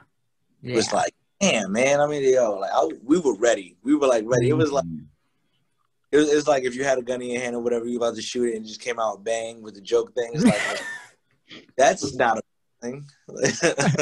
Like, especially like I think the hardest part of it is just like, they keep moving the goalposts. That it's like, you might be good this year. You might be able to do it this month. Like you might, it's just kind of like. Nobody knows, so you're just kind of left, kind of wondering what's really happening. And that's why I like how everybody here has like a good head on their shoulders. Everybody is striving to be better. Everybody wants to progress and advance in whatever it is that we do, whatever like is gonna happen. Like we're in a good place where we're trying to, we're not just sitting, we're not complacent. We're not just sitting on our ass. We're not just trying to milk and relish off this album. Like we want to provide it. We want to give it to everybody. We want everybody to listen to it. We want to tour off of it. But also at the same time, we are bettering ourselves and we're working. And, after being an artist in a few groups that hasn't, survived, it's kind of refreshing, with these guys being able to work right and have a positive attitude on moving forward. Hell yeah, that's great, dude. I forgot to ask you guys earlier. This is just something I always like to ask everybody. Like I said last time, what are your how did you? You kind of already said a little bit, but how did you get into metal? How did you find metal to begin with? How did you become metalheads? Ben, you started off because your story is way better than mine. I remember this. So I remember being in middle school or something like that. Mm-hmm. And my parents always had music going, and I grew up on classic rock and all that stuff. Okay. I remember listening to Eric Clapton and Van Halen and, stuff like that, stuff that was acceptable in the house. And then I think in middle school, my buddy gave me an Iron Maiden CD, and I saw the cover art and I was like, this is just so brutal. At the time you're wearing the shirt. So, Eddie. Yeah. So, so I got into Iron Maiden a little bit. And, it was kind of and also simultaneously got into all the new wave of British heavy metal stuff. Mm-hmm. you know, and actually it started with the Scorpions. I think the Scorpions were like kind of that transition band. Like I was a big Scorpions fan. I was like, wow, these solos and, you know, these, even if it wasn't really heavy, but, you know, and then I kind of transitioned into that, and then Iron Maiden, blah, blah, blah. And then Metallica. And then the rest was kind of history. You know what I mean? Like I got into Metallica, became a bigger Megadeth fan than I was of Metallica's, and then got into like Slayer and Anthrax, and you know and then, you know, before we knew, we were listening to like Morbid Angel and Obituary and all those underground death metal bands. And then, you know, I'm still listening to new stuff. You know, like I've actually made an effort now to like listen to completely different stuff. So I, you know, just continue growing my musical tastes a little bit. But the early stuff was definitely just kind of like, it was kind of this like incline, and it constantly got heavier. And I actually had a thought the other day. I was like, because I remember listening to Metallica for the first time, and be like, wow, this is the heaviest shit I've ever heard. And I was like, maybe I'll never have that feeling again, you know, like, hey, you know what? This shit is so heavy that it's like blowing me back. You know what I mean? Like, yeah, you know, even though it isn't now, like, listen, like Metallica is like classic rock for me, or like freaking country music at this point, you know, but, you know, and then I heard Pantera, and, you know, the rest is kind of history, you know, like I got into all that stuff. And, you know, I've listened to like sludge metal, and, you know, I'm listening to metalcore now, you know, and deathcore and all the stuff, you know.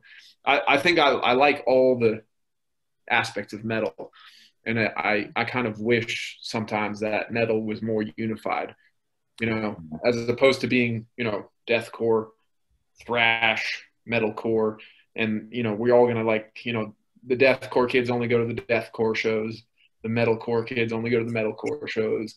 I feel like we're seeing less of that, though. Yeah. Like it's definitely like dying down.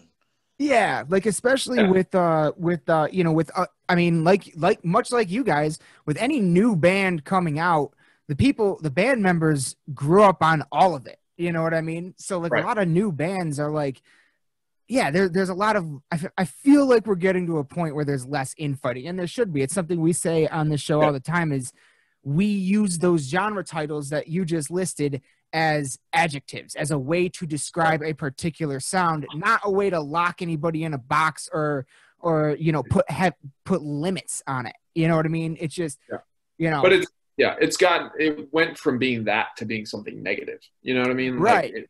Like it used to be like, you know, this is just something that defines the sound. But it's all metal. You know what I mean? But now it's like, well, if it's not blast beats and shit, you know, we're not going to listen to it, you know? Yeah, that's like, ridiculous. Yeah. You know, like I like, you know, all that stuff as much as the next guy, but I can also appreciate other things. And, you know, yeah, I think the more diverse the music you listen to is, you know, the more creative you can be in turn, you know? Absolutely. Yeah. So, yeah, I get my answer to that question is not as cool as Ben's, because mine was pure peer pressure. So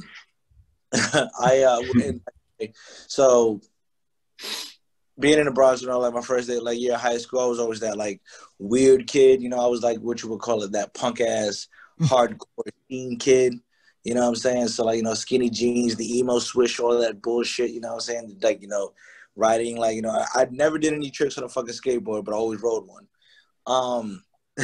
And I would like take it to school and everything. And I got up with this group of people who, you know, listen to like, not even the heavy shit, like, you know, like Fall Out Boy and you know, what is that shit, 303 or whatever, 30 or 03 or whatever. Just stuff like that. And I, you know, dressed up to like be funny, like on some like goth shit. And my older brother, like I was looking to my older brother, and he was like, "Hey man, that's a good look for you." I'm like, word? He was like, "Yeah." So I just kept it on, you know what I'm saying? Like, you know, just kept it happening, painting my nails black, all this shit. And then I like, you know, there was this one chick named Barbie or whatever back in like high school. I remember like I was like in 10th grade, and I was like, oh, okay, she was all gothy and shit or whatever. So I tried to talk to her.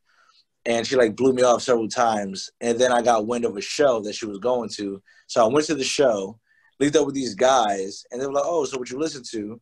And this is like, all mind you guys, this is all like back in like 2003. And I'm like, and I'm like, well, I told them like what I listened to, and they're like, not heavy enough. Then they told me that's when they got me introduced into like Korn. They got me introduced to System of a Down.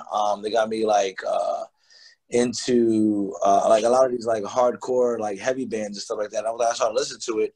That's when I started getting into moshing. That's when I got into like a little mosh pit group gang, which we used to go to shows. And if somebody was targeting people, we fucked them up. Like that's what we were doing, like mosh pits, just like teenage Bobby.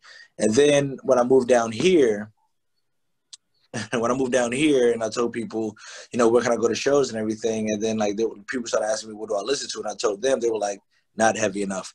Then they introduced me into everything else, and I was like, well, damn, like where was all I got into like the whole metal game late, and it all came down to like I started listening to like the most heaviest shit, to where like I found Tool, and then it was like a little bit more calm at the same time, and that's where like my medium was, where I was like, all right, this is where I like my metal, not too dark, not too heavy, like just just enough heaviness, just enough melodics, and trippiness, psychedelics, like because I like the weird eerie shit, and that was where like I lied where, like how the metal process went. I remember even like being as a teenager, waking up watching Fuse, getting turned on, Linkin Park and POD and all the new metal shit, Slipknot and all that.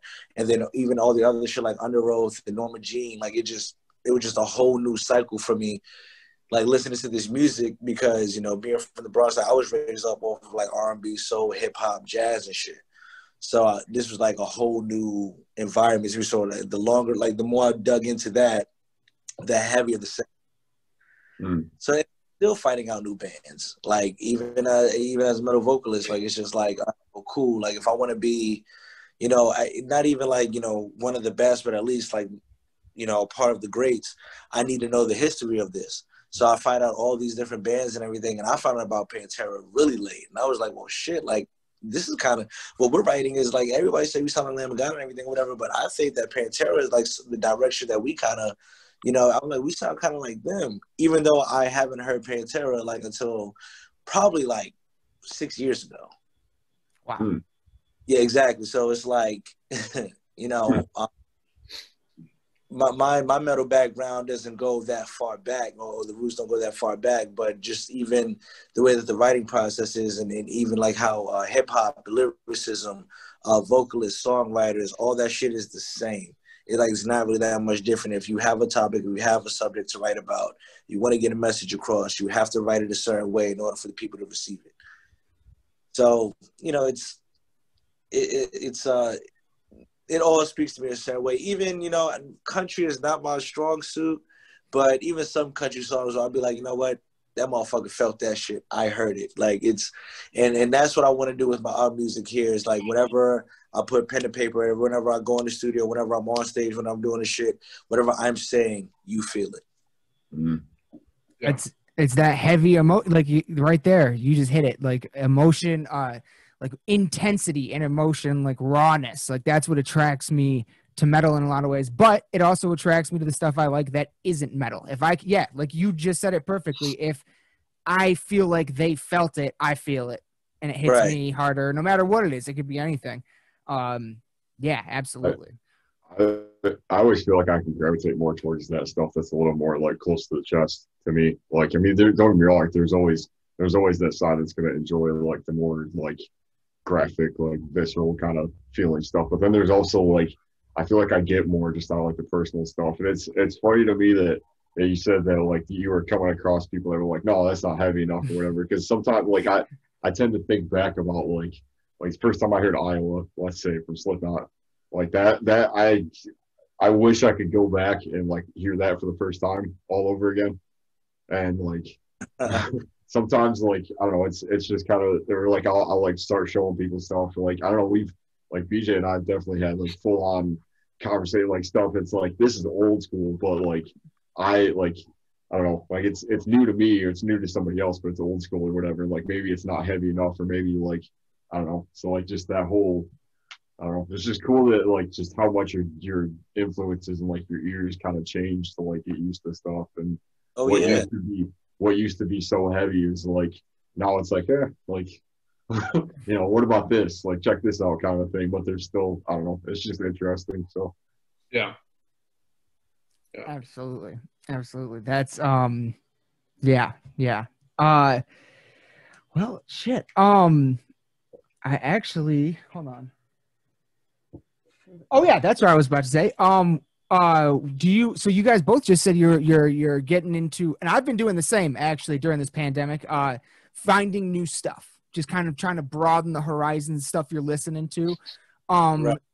Do you guys so far, two-part question sort of, do you guys so far have a favorite album of 2020? And is there one still coming out that's one of your most anticipated that's not out yet?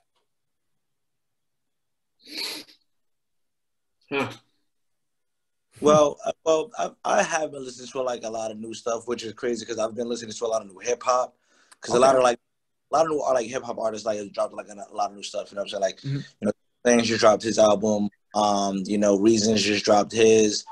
T.I. just dropped his. It's like it's a couple of these like artists who like dropped albums during this, and even with all this time, it kind of will be negligent like you didn't like listen to new music. To like check all this stuff out, and I don't know if I have a favorite, but a lot of the new music that I've been listening to lately has been really good. I've been listening to a lot of rap lately, so and all that shit's dope. Oh yeah, nice. Is there anything that's not out yet that you're like really looking forward to? Anything that's not out yet? Yeah, but still like is supposed to come out this year or something, I mean, not really. I mean, and I know Meshuggah was talking about dropping an album next year. I'm looking forward. Who? Meshuggah. Oh, really? That's next year though, is what they were talking about. But okay, nice. I don't even know who's is anybody noteworthy releasing anything? Well, there's the new let's see, actually. So far we had the new Dahlia album this year. The Devil Driver just came out. Lamb of God had the album. Acacia Strain. Let's see. Hold on. We do like a filthy 15 album of the year list every year, and I got them written down here. Let's see. Yeah, Dahlia, Testament. That new album's sick. Devil Driver. Yeah, Filth's new fucking EP is destructive. That's what I gotta listen to. I gotta get on that. Oh, dude, it's so good. Yeah. And then Hatebreed's got a new album coming out before the end of the year. AC/DC. Cataclysm's new album is great. Ingested, that new album's pretty good. Hell yeah. Well, I have a lot of music to listen to. yeah, exactly. It's and people, the artists are doing music, which is good to see. You know what I'm saying? There's people still releasing music during all this, big or small. And that just gives it like, just a little bit of hope and push. Even with us, it's just like we don't know, none of us know where this shit is gonna lead to or what's gonna happen. But just seeing people still on the grind, people still moving, all right, it's a good thing to see. Oh, yeah. We doing it, so it's like good to see that everybody else is doing it. All right, cool. This ain't breaking nobody's hopes or dreams or anything else, man. Like keep that drive, keep that burning desire, keep it going. Yeah, absolutely. Past this shit. Yeah, you kind of do it out of necessity. Like you don't do this. It's like what else is there, kind of a thing. Like, cause that's something I've kind of always held on to is like because I've been playing since I was kind of a kid and stuff, and like I always kind of go back to like that's the one thing that's like I would do this regardless of what was going on and stuff. So it's cool to just have that. You now, exactly. Yeah. Like I need this. Yeah. I'm here for me. Yeah. I feel you, man. Exactly. Speaking of new music, and I know we talked about this last time, but I ended up checking out your band Bog Wraith. Oh and yeah. I listened to your new 2020 release, Titan. Yeah. And that shit was awesome. Yeah. Oh yeah. Awesome. Thank you, I got it on my workout playlist now. yeah. What I forget the name of the song, but it starts with a P. It's like Putridity. Yeah, Putridity? that shit Yeah. is brutal as hell, man. And I was like, hell yeah, man, this is killer, man. So Oh. yeah, go check that shit out. That's pretty cool. Yeah. Hey, I appreciate you checking it out like that. And any kind of like, just workout playlist, like just, I like to hear that kind of motivation stuff. So that's, No, yeah, that's awesome stuff. Yeah. Thank you. Yeah. They fucking kill it, and they bring the thunder live. I'll tell you that right now. Yeah. Yeah. What? What's up? There's something we share in common. Yeah. Oh, dude. What's about? A Balgraith War show would be nuts. And, yeah. I don't know if I'd survive that pit, honestly. But that's what we want. Make it happen. Don't want any survivors in that pit. Nope. The play. That'd be insane. But all right, guys. Well, we before we go, I do gotta ask. It is Halloween time, so I do want to bring up this one paranormal thing. And this, finding out neither of you are from North Carolina, maybe you haven't heard of this. But have you ever heard of the lost colony of Roanoke? Oh yeah. Oh yeah. Did you know? I've driven through there actually. It's pretty great. Really? Oh yeah. Yeah. What's it? Is it just like woods? What's it like? Yeah, I mean, to me, I didn't know about it, right? But okay. My girlfriend, is there an American Horror Story about it? Yes. Yeah. So my girlfriend had seen that and was like, "Oh shit, we're driving through freaking Roanoke." I was like, "So, like, what's the big deal?"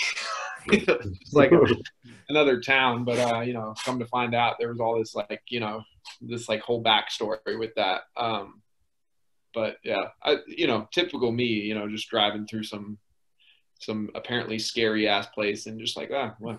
Oblivious. Oblivious, yeah, completely oblivious. I was just curious if you guys, because I found out that I didn't know that was in North Carolina. I was like, yeah, wow, I had no idea. It's like pretty much on the coast. Okay. And yeah, like it has some scary stories and everything. The only time I've ever been there was to do I was emceeing like a DJing gig, and I was like high school or some shit, and it was weird. Like it wasn't like it wasn't a crazy experience or anything, whatever. One, we were fucking late. The boss was pissed, and we were like, "Well, my bad," and I was high as hell. And we did the show, and we did the whole DJing gig, and when we were leaving, it was just foggy as shit before we even left. It was crazy. It was unbearable. Like we could barely see anything trying to drive back. And that was, once we got out, everything was fine or whatever. We were like, yo, like that was ridiculous. Like, why so much fog? That's weird. Why is it so foggy? But it was also 1:00 in the morning. Yeah. Good time to be driving right there. Oh yeah. Town, literally. Yeah, but it's like on the way to the Outer Banks. So, yeah. Yeah. So when we go up to the beach out there, we drive through Roanoke. Whatever. That's wild. No big deal, Stay the night. Yeah, stay the night. Like maybe one day we'll tour and we'll just park the van in Roanoke and see what happens. Just make sure you film it. Just make sure you film it. We'll get the GoPros everywhere, and it'll get stripped screen cut out, and then all of a sudden it's just like we're gone, man. Like, or fucking you could film a video there. That might be dope. Yeah, I've already pissed off a couple of ghosts already. Yeah. Are you guys American Horror Story fans? Okay, I'm guilty. I like American Horror Story. The 1984 one was pretty fucking dope. I enjoyed it because the soundtrack was amazing. Yup. And it was just, I'm not an 80s baby by any means, but I have an older brother, like I said, I looked up to. He's an 80s baby. He was like 80s to fucking everything. And he's like, when I grew up and everything or whatever, he had all that 80s shit that I could look at and, and mess with. But yeah, I'm an American Horror Story fan. Have you seen them all or? Oh yeah, I've seen them all. I think the most craziest one is a toss up between Asylum and Hotel. Asylum, dude. Agreed. For my money. Nutcase, like, theory and everything or whatever. that was a good one. dude, for my money, Asylum is one of the best pieces of horror anything created in like the last 10 years. Like that shit blew me away. It was good, and the only reason why I would say, Hotel is because there was, not even like for the whole thing, but just for that one scene where it was gruesome, where the one person had the hammer and just knocked their teeth out. I was, all right, that's some brutal shit right there. Okay, like that takes the cake. I don't care how the rest of this season goes. I'm watching the rest of this. That was like that second episode. I was like, all right, cool. Like, this is how we're doing it. All right, good. Now you got my attention. Hell yeah. Early in, yeah. Are you a big fan of horror movies, Ben? I'm kind of a bitch. I'm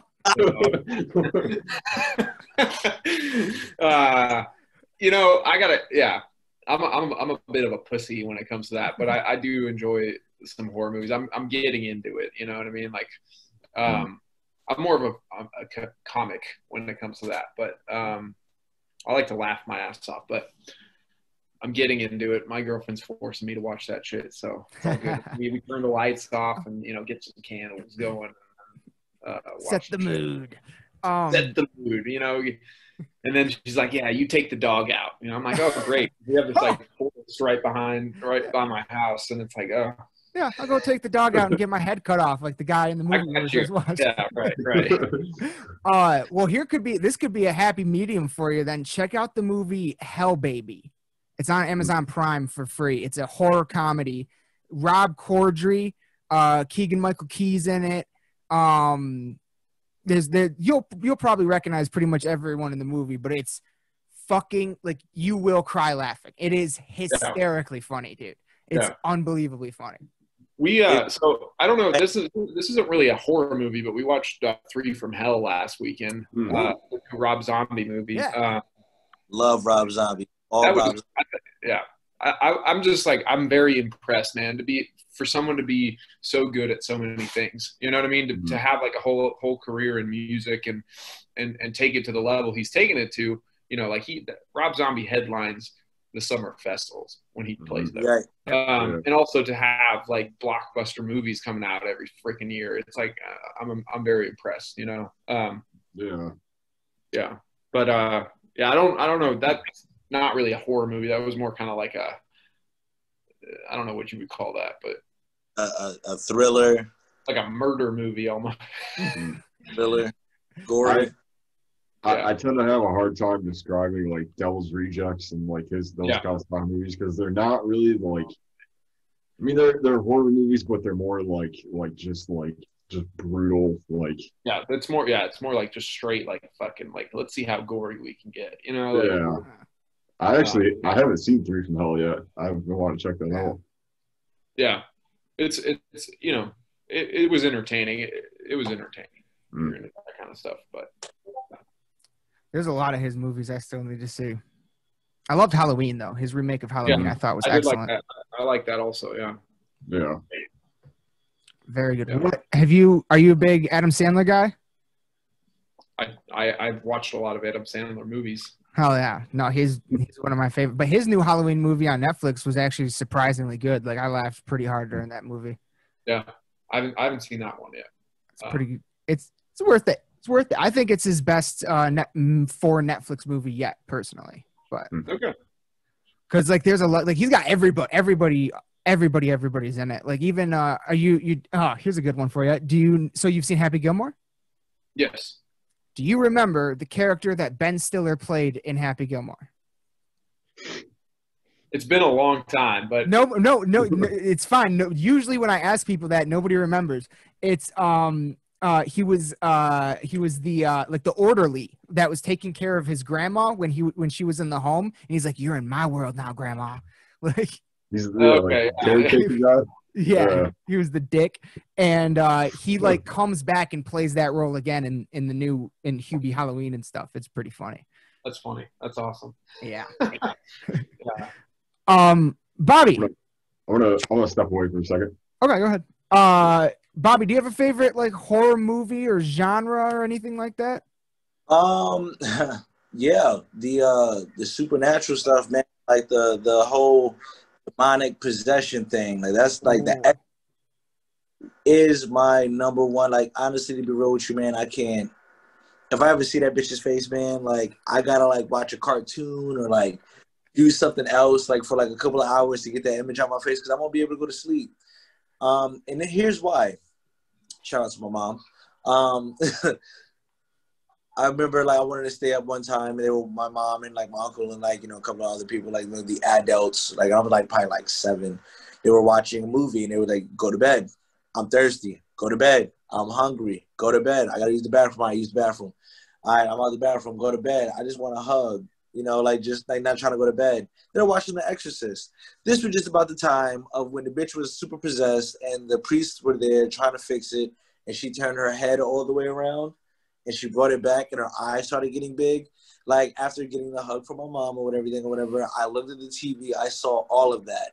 Scared the shit out of me or whatever. And I guess my mom knew because I jumped. And then the thing that she said to me, she laughed because I felt her like laughing. And she said, go to bed. I remember seeing The Exorcist. Like, okay, if you know what The Exorcist is, you see that image, you're going to send your 7-year-old kid to bed in the dark after seeing that. Scared the fuck out of me. Scared the shit out of me. Then, even though it scared me so much, I actually enjoy those movies. Like all the paranormals, well, up to 3, I enjoy those. Like anything like, you know, dealing with ghosts, demons, and shit like that, whatever, fuck with it. I thought the Paranormal Activity, I was just so impressed by like the concept of it with the shaky camera and how they filmed it. I thought that's what made it scary because in reality, like it's not that scary, you know, like, but like the fact that it's like, you know, you're freaking out the whole time. It's like, whoa, like, you know, yeah. I thought and like I heard that they made it with like $500. Yeah, the first one, which is just awesome. You know, just like DIY, and it's like now it's like one of the most successful. The camera, most expensive thing. Yeah. Right. Yeah. I mean, that's the same. You know, it's the same when with the Blair Witch Project too. They made it on like a shoestring. Blair Witch Project was amazing. Like even with the Blair Witch Project, Exorcist, like both of those kind of movies, like those types of movies like help me watch backgrounds. Because it'll be a clip of something that will happen and you'll miss it if you're not aware of it. And if you're aware of it and you know what's going on and you're watching the background and like all of the scenery, you'll see certain shit and certain hints. And I blame horror movies for why I do this. Like, I'll try to like figure out a movie before it ends. You know, I'm like, and it's because of horror movies where I'm just like, all right, cool. I figured out the plot. I know what's going to happen. But I like how some movies, if you can give me a wild twist and something that I never even thought of, like, okay, that blew my mind. It's a good movie to me. Automatically, it's a good movie because it didn't happen the way I thought it would happen. Yeah. If I could predict it and it happens the way I thought it would happen, poor writing. Bad writing. Dude, I'm the fucking exact same way. Ever since the first time I ever saw the twist at the end of The Usual Suspects, like it became my favorite movie for a long, long time, and I watched it over and over and over to the point where I could figure out other movies too. And then so if there's one out there that catches me off guard, I'm like, okay, this is interesting. Like, have you seen Grave Encounters? Yes, I have. That twist, dude. That was good. That was a good scary movie too because. Like that's the thing. Like I enjoy going to abandoned like buildings and stuff like that or whatever. But I want to I ain't that brave. I'm gonna be like, let's go to the abandoned building at night. Now when it's light out, you know what I'm saying? We can do whatever we want. We got the dates, school, you know what I'm saying? Film whatever the hell we want, and then we out. We're not staying overnight. What do you think of that? What do you think of that place we filmed Cage at? Cage. Okay, well that was actually interesting. That was actually interesting. I didn't feel that bad because we were in Greensboro. We were more good than we were in an abandoned spot. That's a great fucking video. I loved what the It was like the a narrative. yeah, but like where we actually filmed the whole thing. Well, where we filmed at least the us playing it part. Oh, okay. It was I don't know what it was, like a meat processing thing with like these like giant refrigerators. We don't know what it was, but it was a band. We don't know what it was, but it was yeah. But it was pretty cool, man. I just remember we walked around in the basement of that place, like after we got done filming and shit, you know. And then Bobby was peeing off the roof, you know, standing on the edge. I was like, oh man, here we go. Hey. Like, Got a persona. I got to get in a character. Yeah. Hell yeah. Well, shit, man. I've had you guys for over an hour and a half, so I will. We can wrap this up. Thank you guys both so much for coming back. After the last. It was even better the second time coming back, man. I couldn't agree more. And yeah, after that last debacle, oh man, thank you guys. I can never thank you guys enough for wanting to come back on. Means the world to us.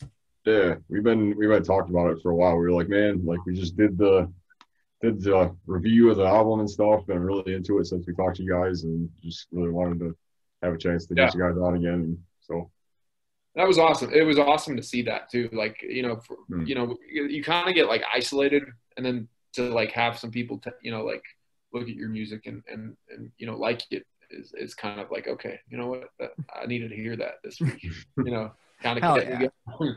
So yeah, no, I appreciate that, and thanks again for having us on. Oh, it's all our pleasure. So I'll close out these recordings, and then we'll how about thank you. Wait, no. Before we go, please plug everything. Plug where people can get the merch, where they can find the music, the social medias, everything you got. Yeah, easy, man. Warband.com, WORBAND.com. You can get all of our merch. You get all the about us, everything that you need to know right there. If not, Google WOR. Social media is the same way. It's going to be WOR or Warband, WOR, and, you know, YouTube, all that stuff. We're on everywhere. We're not hard to find. We're not hiding from you guys. And, you know, make sure you got the only place we're hard to find is on Spotify, because you type in WR, it's like workout playlist, worship playlist. I'm like, God damn it. I was gonna ask about that, because I've been trying to find, like, I have to type in Prisoners to find the record. Type for Prisoners, WOR space, and then Prisoners. Then you'll find us like immediately. Because even we're working on that. Don't worry, we'll work. Up there, like, and especially everything, whatever y'all can help us get like to that first like search engine. It's just right now it's just a lot of the WOR. It's just we're still a work in progress. Fair enough. But everybody, warband.com. That's the name of the website. Warband.com. That's like kind of your one-stop hub. If you want to find everything, like we got links to Apple Music, we got links to the YouTube channel and all the videos and all that stuff. I'll put that link in the description. To Facebook, if people still use that platform, and Instagram and Twitter and whatever not. And I think we're on Twitch now too. Oh, hell yeah. Yeah, we're about to start like doing a couple of streamings on that, because Facebook's being a little bitch. Hell yeah. We're streaming on Twitch, so that's one of the next ventures we're gonna kind of get into. So stream? Are you gonna be like gaming? No. Oh, stream. Right. I could. Oh, okay. We could. If you guys are into that, you know, like I don't know if people want to watch me playing video games, you know. Hey, people really love it, so. Yeah, I'm into it. Yeah. Well, hell yeah! Then we'll start the War Gaming channel, you know, on Twitch. Stay tuned. Oh yeah, they fucking play some like Left 4 Dead and shit. Zombies. I'm on that Last of Us shit. So that's the one I meant. Sorry, yeah. That's good too, because it's the point, straight gory. I mean, shit. Hey, there's no storyline. You know what you're doing. Get to the end. Absolutely. Well, thank you guys. I could never ever thank you guys enough for being back on. This was so much fun. It means the world to us. And everybody check out warband.com. Link is in the description below. Get a fucking This is a copy of the goddamn album. It's beautiful. It's You got two of them? Shit. No, man. I got this is the booklet. This is the booklet. Okay. Oh, man. It's showing everybody. It comes with the full booklet with all the pages, all the lyrics, and everything. The back cover is some of my favorite artwork I've seen in anything on a minute. I love this. And but yeah, be sure to pick up some merch, stream them, check out the YouTube channel, and thank you guys so much. And we can't wait to have you back on. Yeah, same, brother. Yep. Thank you guys. Here we go. All right, that one and how fucking awesome was that? Well, I mean, you know, off the rip, once again, I can never, ever, ever, ever, ever, ever, ever thank them enough for being back on the show, coming back after and being patient with us like that after that fucking tragedy. Like, god damn. Oh, it still gets me. It still gets me, but you know what? We made up for it, and this was an amazing episode. That stuff about how they, I got into podcasts mostly through comedians, and one of the kind of like the driving forces to start this podcast was like I was into podcasts, and there weren't that many metal podcasts besides like the Jasta Show and a few others, which I love the Jasta Show, you all know, but you know, there weren't that many others, or a few others, but not that many. And I was like, fuck, like I mean, let's just get out of here and talk about metal. Like, so anyway, sidetrack, sorry. I can never thank them enough for being on, for being back on with us, being that patient with us, after the Lost episode. And, you know, I can't say enough good things about these guys or this album that they've released, Prisoners. It's an album of the year contender for me, for sure. It's an album of the year contender. AOTY. You all, anyone who's a follower of the show knows we do a filthy 15 every year. Aaron and I each pick 7 albums, and then when we try at least to agree on the favorite of the year. And like, full disclosure, it's October 2020. We are still deliberating about last year's choice. Between Slipknot and Cattle Decapitation, we are still going back and forth on a regular. We still text each other, man, I'm not sure we picked the right one. Man, I think we picked the right one. Like, we're still going back and forth all fucking year, which is how it just makes it that much more fun for me. Like, that's what it's all about, right? That's what it's all about. So, but in any case, this one is definitely a contender. Prisoners, WOR band, official on social media, YouTube. Check them out on YouTube. Website. Get their merch. God damn it. Get some fucking merch. Support these guys. Fucking support these guys. Because once you hear the album, you're going to be like, oh my God. This is, yeah, I need to support this. I need more of this. Like, that's immediately what I felt when I heard this album. So trust me on this one. This is a special one. So I'm going to round it out. I'm going to wrap this up. Thank you all so much for watching. Thank you, Ben and Bobby from WOR, for being back. We can never fucking thank you guys enough. Anytime you guys want to be back on for anything at all, you're welcome. Even if we're 12 months into lockdown and you're just bored and want to shoot the shit with someone about metal, come on. Like, we're down. Like, that's all. You know what I mean? Like, we're just trying to hang out and have conversations like we would if we met each other at a concert. You know what I'm saying? Like, that's what we're doing here, essentially. So, anytime you guys want, open door policy here for any of the bands that have ever been on this show, because everyone's been fucking awesome.